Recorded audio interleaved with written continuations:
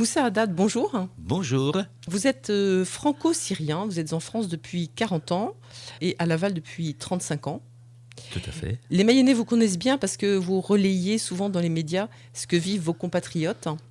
Alors c'est justement ce qu'on va essayer de voir avec vous aujourd'hui. On va pas faire une analyse géopolitique, d'autres font ça, bon, plus ou moins bien d'ailleurs. Mais vous étiez en Syrie il y a quelques semaines et vous êtes en lien constant avec votre famille qui est encore à Homs, sur place. Donc vous allez nous aider à comprendre comment vit le peuple syrien aujourd'hui, leur quotidien. On se rappelle les scènes de Liès, le 8 décembre, à l'annonce de la démission de Bachar el-Assad.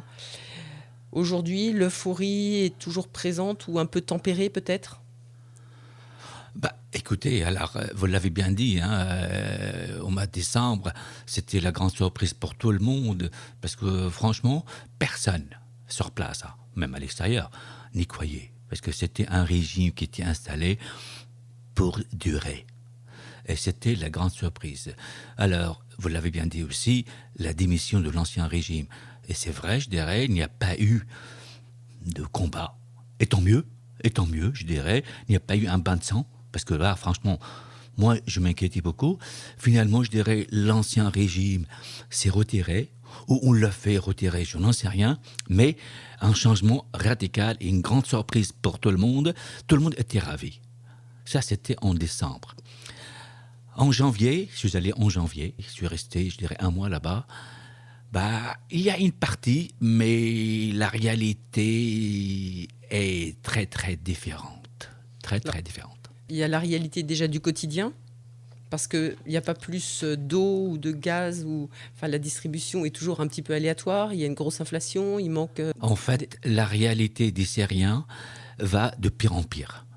Parce que tout le monde espérait, voilà, avec le changement de régime, le soulagement et l'amélioration. Alors, le soulagement de quoi, en fait? D'un poids, d'un système qui était installé depuis des années.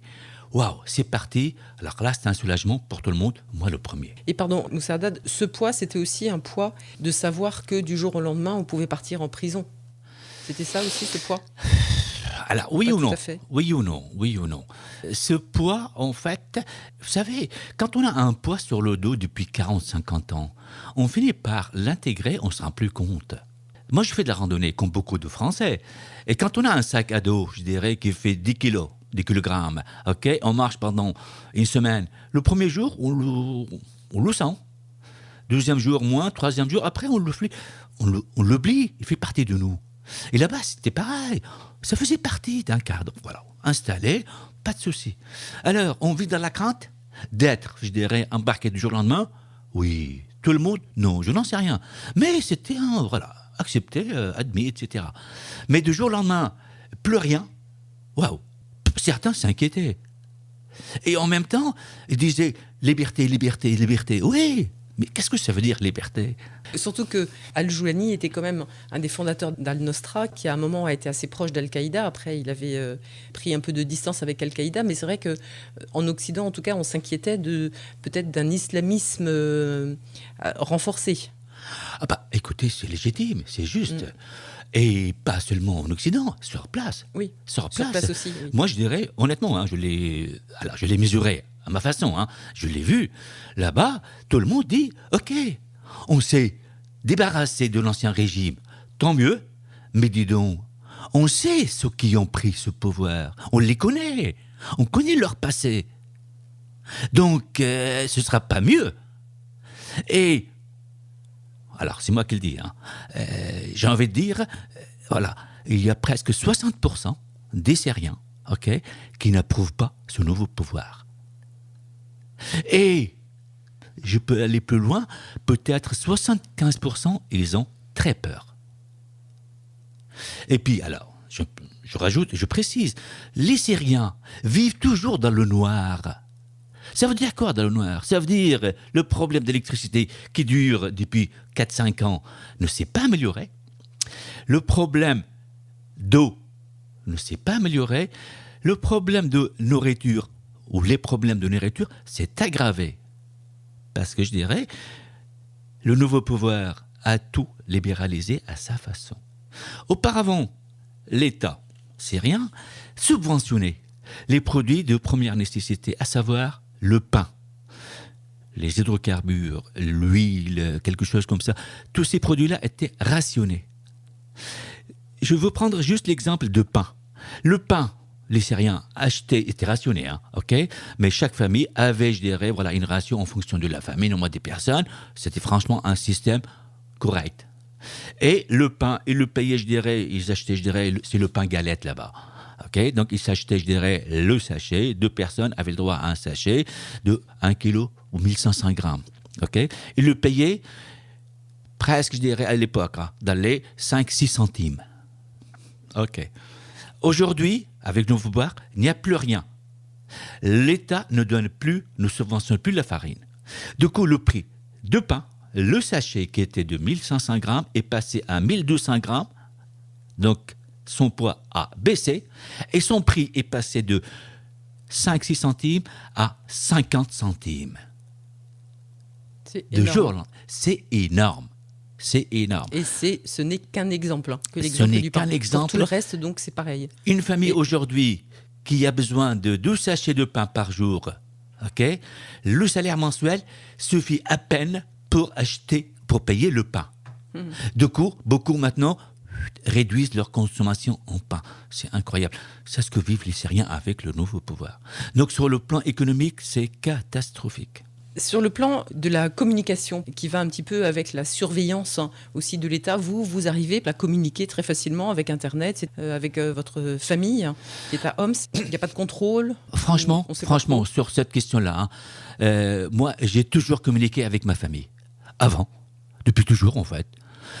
Et puis aujourd'hui, il n'y a pas eu de changement. Les seules choses qui ont été plus ou moins libérées, c'est par rapport, par exemple, parler, je dirais, en dollars et en euros. Avant, c'était interdit. Maintenant, on peut parler en tout. OK?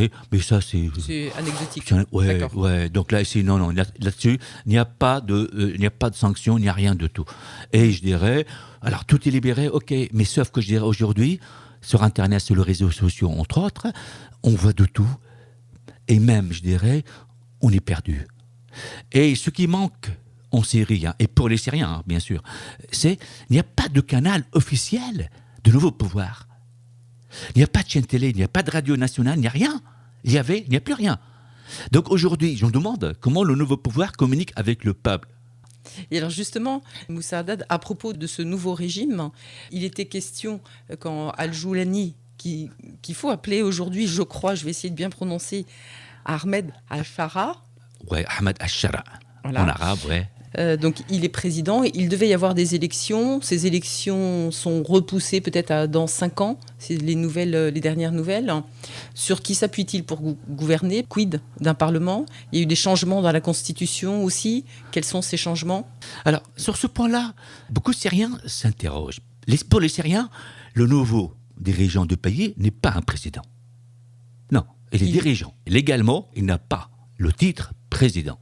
C'est le dirigeant qui a pris le pouvoir facilement. Tant mieux. Sauf que ce nouveau pouvoir a tout limogé, a tout, mis à zéro. Les lois, la Constitution. Du coup, ça a provoqué un vide. Il n'y a plus de tribunaux. Il n'y a plus de système judiciaire là-bas. Aujourd'hui, il y a un conflit. On traite ça avec qui? Il n'y a plus ni commissariat, ni gendarmerie, il n'y a plus rien. Donc, qui gère ça? Ils ont nommé dans chaque région un homme, un imam qui va gérer tout ça. C'est pas sérieux. Donc là, les Syriens ne sont pas d'accord. Ensuite, la Constitution. Mais attendez, une Constitution ne se fait pas comme ça. Alors, il a mis, je dirais, l'ancienne qui était en place, qui n'était pas mise par le régime, qui date depuis les années 50. A été améliorée et modifiée par le régime. Il n'y a pas de souci. Il y avait des choses qui devaient être modifiées. On est d'accord. Mais on ne peut pas, de jour au lendemain, tout mettre au placard et annoncer une nouvelle. Mais attendez, avec quelle légitimité? C'est ce que les Syriens disent. Pareil, les Syriens disent, mais attendez, ce nouveau dirigeant, ouais, il a des propos extraordinaires. Il est sympa dans les propos. Mais il y a un décalage énorme entre, je dirais, les propos tenus et la réalité. Du coup, il s'interroge, moi aussi. Est-ce qu'il est sérieux?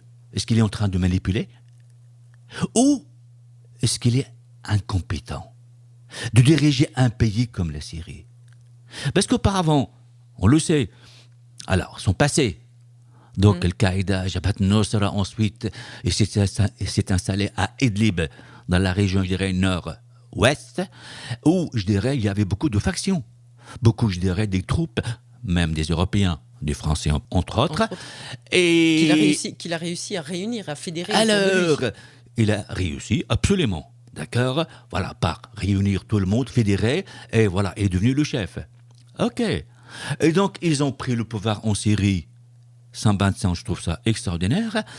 Mais diriger une petite région, c'est pas la même chose que diriger un pays. Diriger une région où il y avait une seule religion et une seule, je dirais, famille de religion, etc., à qui on imposait, ok? C'était simple. Mais diriger un pays où il y a, je dirais, une multitude d'ethnies et de confessions et de partis politiques, ça n'a rien à voir. On le voit peut-être aussi, Moussa Haddad, justement dans les exactions qu'il y a eu contre les Alaouites, qui ont été condamnés par Ahmed Al-Shahra. Je dis timidement son nom. Ça a été condamné, mais en fait, il ne se passe rien de plus. Enfin, Je voudrais revenir sur ce point-là. Alors, les massacres, voilà, qui ont eu lieu, je dirais, première semaine de mois de mars. Alors, pardon, je n'ai pas précisé que les Alaouites, c'était le parti de l'ancien président Bachar el-Assad. Oui, alors, attendez. Enfin, pas le parti, mais non, mais la confession. La confession, oui. Ouais. Alors, je voudrais juste préciser une chose. En Syrie, il y a un peu de chrétiens. Il n'y a pas beaucoup de chrétiens. Plus beaucoup, tout à fait. Il y a aussi, je dirais, les musulmans, qui représentent, je dirais, la majorité. Ok. Et il y a aussi, je dirais, les Kurdes. C'est pas une religion, c'est une ethnie. Il y a aussi les Druzes qui sont installés dans le sud de la Syrie. Mais les Druzes, je dirais, font partie de la famille de l'islam. Oui, c'est une branche. Une branche, comme les Alaouites. Les Alaouites, c'est une petite branche de l'islam. Alors, l'ancien président, était donc confession alaouite. Et alors, aujourd'hui, les Alaouites payent la facture très cher. Les massacres sur la côte, il n'y a pas que des Alaouites qui étaient massacrés, non. Il y a eu les dommages collatéraux. Alors, il y a ça, mais il y a aussi, je dirais, des forces de nouveau pouvoir, absolument. Il y a aussi des chrétiens, des sunnites, et la majorité, c'était des Alaouites. Mais les Alaouites, franchement, je l'ai vu là-bas, payent le prix cher. Et ils sont pourchassés depuis l'arrivée au pouvoir par cette nouvelle famille, nouvelle famille de religion. Et ils sont encore pourchassés. Alors sur les chiffres, ça c'est pareil. Alors on parle de 1500 civils. En fait, il y a beaucoup plus. Alors l'autre jour, il n'y a pas longtemps, avant-hier, un copain, donc franco-syrien aussi, donc lui, il m'a annoncé, je dirais, 50 000. Alors je n'en sais rien, 50 000 c'est énorme. C'est énorme, mais c'est pas loin d'une certaine réalité. Et là, justement, comment se positionne ce dirigeant, puisqu'on va l'appeler le dirigeant? Alors, ce dirigeant, lui, je dirais, il fait des déclarations justes, il condamne ça. Ok, il a mis en place une commission d'enquête comme ça. Mais attendez, condamner un ne suffit pas. Quand il n'y a pas de juge en plus, comment on veut enquêter? Alors, et cette commission, formée par qui? Et quel, je dirais, pouvoir de vérifier la sincérité des travaux ou des propos. Deuxième chose, il faut aussi le savoir, ce que je dirais, ce nouveau dirigeant, derrière lui, il y a beaucoup de factions qui étaient installées à Idlib, et qu'il a amené, ou qui l'ont accompagné, mais lui, il n'a pas le contrôle de ces factions-là. Et beaucoup de factions qui sont, je dirais, extrêmes, ne sont pas d'accord avec sa politique, avec ses propos. Donc, ils font ce qu'ils veulent. Et lui, pour l'instant, il n'a pas le pouvoir de s'en débarrasser. Il essaye, mais il n'y arrive pas. Mais il essaye. On espère. Mais il n'y arrivera pas. Et est-ce qu'on peut assimiler l'absence d'autorité du nouveau dirigeant envers ses exactions? Est-ce qu'on peut faire une comparaison un peu, peut-être osée, avec les attaques israéliennes et avec l'absence de pouvoir, peut-être, justement, de Ahmed Al-Shahra, qui ne réagit pas trop contre ces attaques israéliennes, qui a d'abord envahi le sud-ouest vers le Golan, et puis ensuite qui bombarde Damas, Palmyre, Homs, même Messia. Qu'est-ce qu'il peut faire, ce dirigeant, Et puis pourquoi il n'y a pas non plus tellement de réactions de la communauté internationale? Alors, il y a deux points là. Deux questions, ouais. Ah ouais, en fait, il y a deux points. Le premier point, c'est par rapport à la politique d'Israël. Alors moi, je dirais, je l'assume et je prends le risque. Voyez-vous, en France, parfois j'ai peur. Parce qu'en France, j'ai l'impression qu'il y a des choses qu'il ne faut pas dire. Sur le plan politique, ou plutôt géopolitique.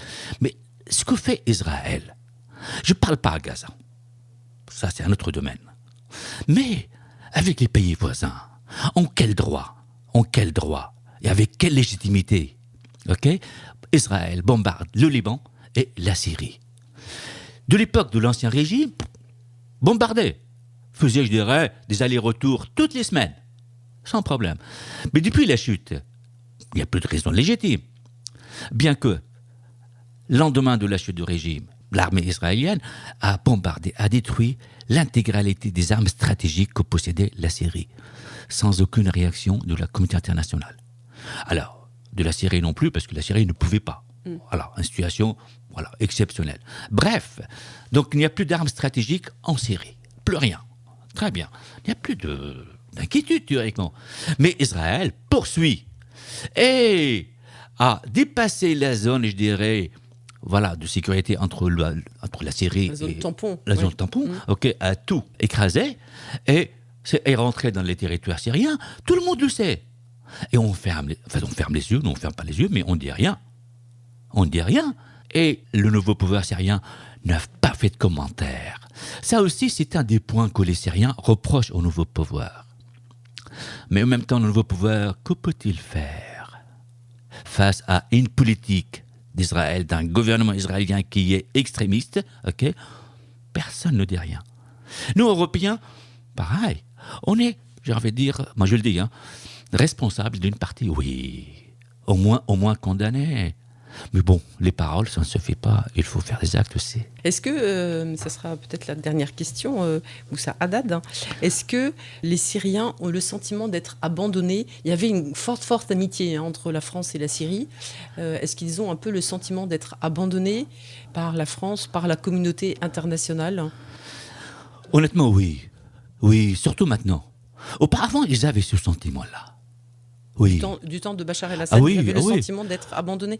Oui, parce que je dirais, les Syriens qui sont restés sur place, ils étaient, je dirais, condamnés 2 fois. Première fois, par les sanctions économiques, et puis deuxième fois, par le fait qu'ils soient restés sur place. Pour l'Occident, ceux qui sont sur place, donc ils sont avec le régime, ils n'ont qu'à assumer leur choix. Sauf que je dirais, ils n'avaient pas le choix. Et le régime ne faisait pas de cadeaux. Le nouveau non plus, Oui.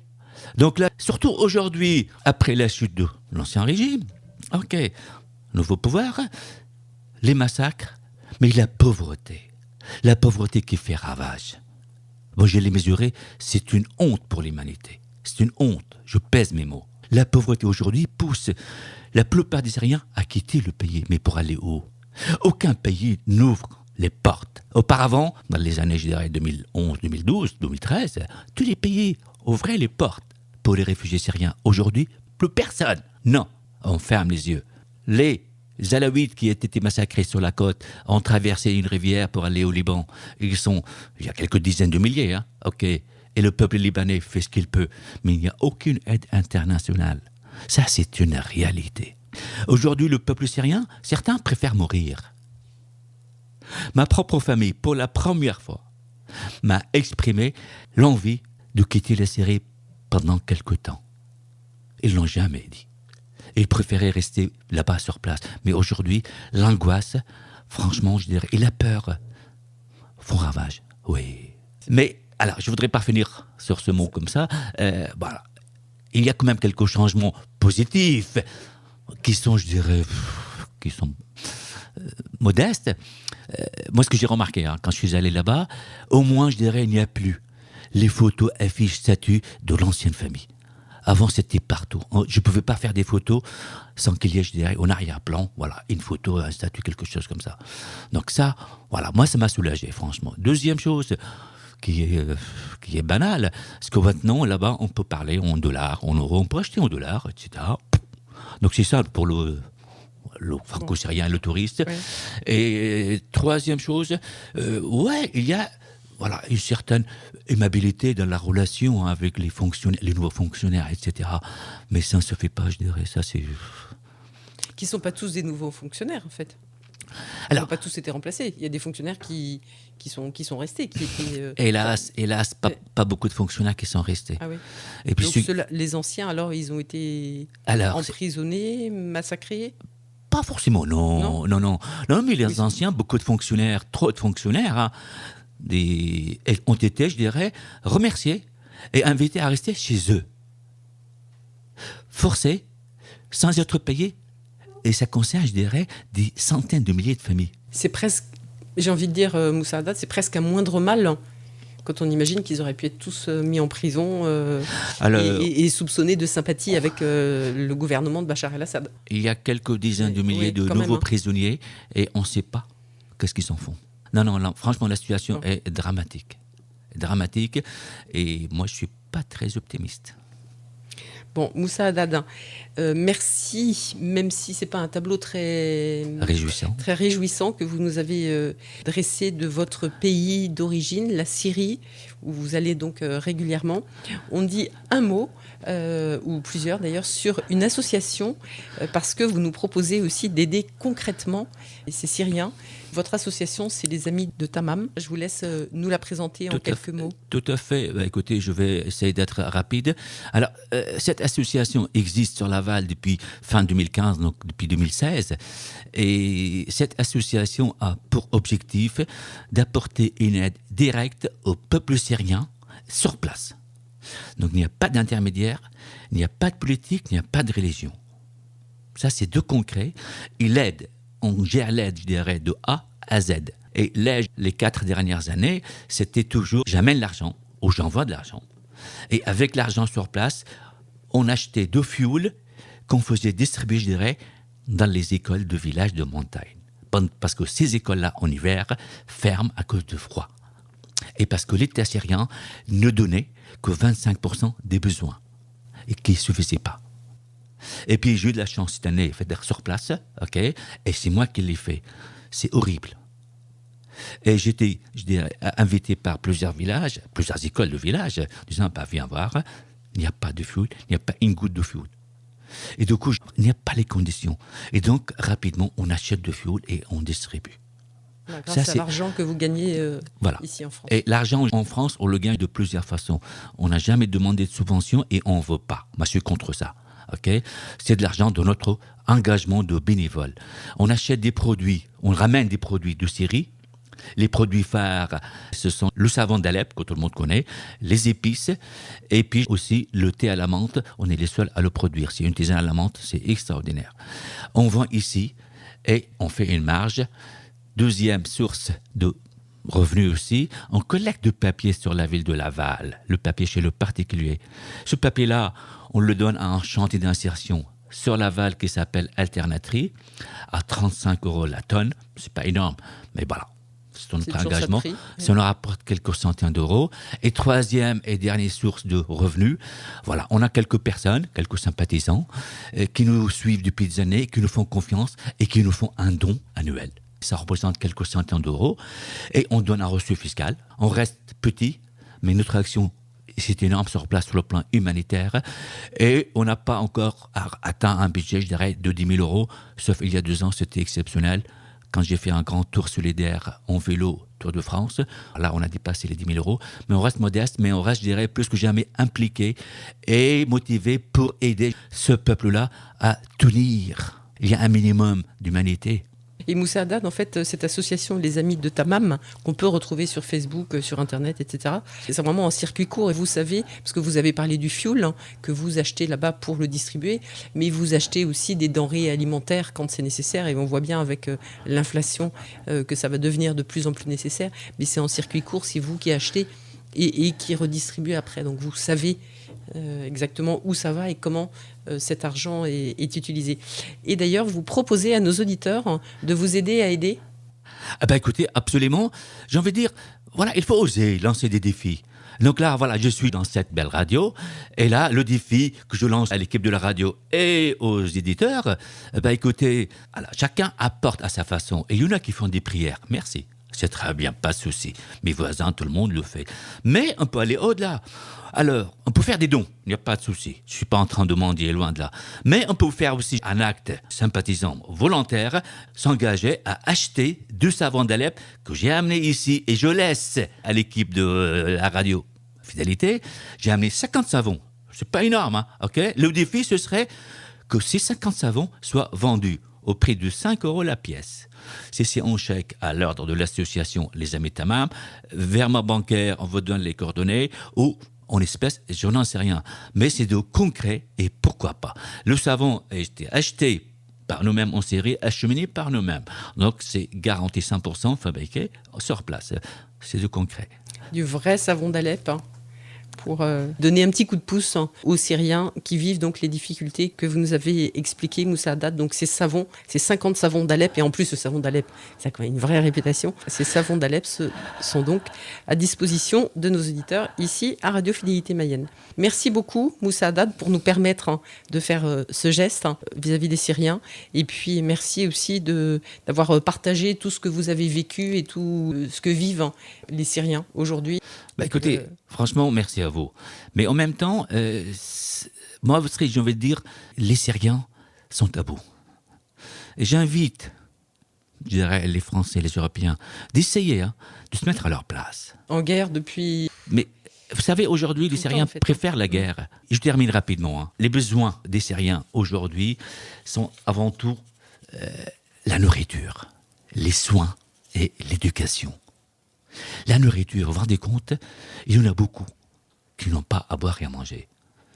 Et il y a 2 semaines, je me souviens, un copain du sud de la Syrie, qui n'est pas chrétien, mais un copain qui m'appelle, qui me dit « Moussa, on fait le ramadan, et le soir, j'ai pas de quoi mettre à table pour mes enfants. » C'est une honte, et je le dis, c'est une honte pour tous les musulmans, en ce mois de ramadan, qu'il y a des musulmans qui n'ont pas de quoi honorer leur table le soir pour les enfants. Mais pas seulement pour l'humanité. Oui, c'est jusqu'où une honte on pour va. l'humanité, finalement. Jusqu'où on va. Donc, en fait, la liberté, la démocratie, tout ça, je dirais, mais les Syriens aujourd'hui, mais s'en fichent. C'est presque secondaire. Non, ils veulent, je dirais, primaires. déjà, je dirais, à boire, la nourriture, les soins et l'éducation. Et après, on pourra parler d'autre chose. Ouais, ça sera presque un luxe. Merci.